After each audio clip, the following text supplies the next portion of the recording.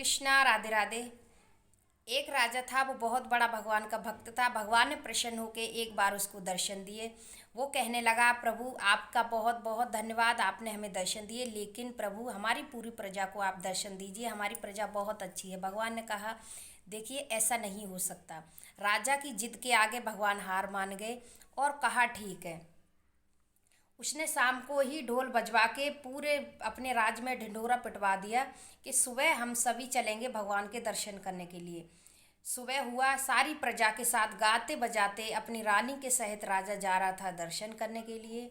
आगे जाके क्या देखते हैं, एक चांदी के सिक्कों का ढेर होता है।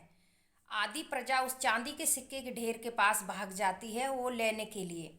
वो भगवान को भूल जाते हैं कि हम दर्शन करने के लिए जा रहे हैं। राजा ने बहुत समझाया लेकिन वो नहीं समझे और वो चांदी के सिक्के के ढेर के पास गए और वो लेके जाने लगे अपने अपने घर वापस। आगे फिर चलते हैं तो एक सोने का सिक्कों का ढेर होता है। सोने का सिक्का का ढेर होता है। आधी जो प्रजा बची थी वो सोने के सिक्के की तरफ सारी दौड़ पड़ी। पीछे राजा ने मुड़ के देखा तो जो उनके साथ जो उनकी प्रजा थी वो सारी सोने के सिक्कों के पास चली गई।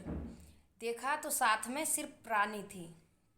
राजा ने कहा, देखिए कुछ नहीं रखा है, ये सब मोह माया है और सारी प्रजा इधर चली गई और आप हमारे साथ हैं, हमें बहुत अच्छा लगा। रानी ने कहा, हाँ।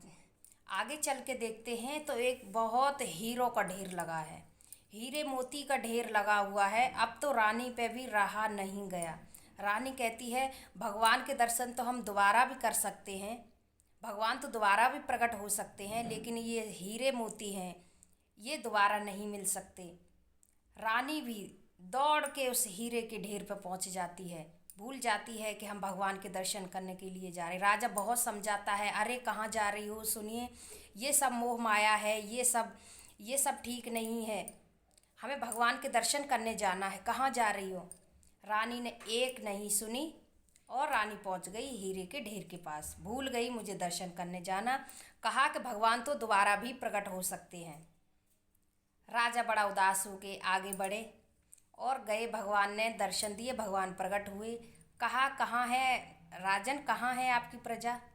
राजा बहुत दुखी होके बोला कि प्रभु ये सब आपकी ही लीला है और आप सब जानते हैं।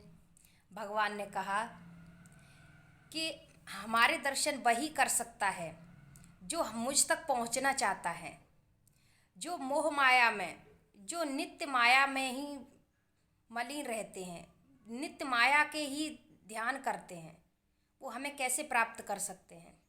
हमें तो वही प्राप्त कर सकता है जो हमें प्राप्त करना चाहता है, जो हमें नित्य भजता है, हम उसी को दर्शन देते हैं।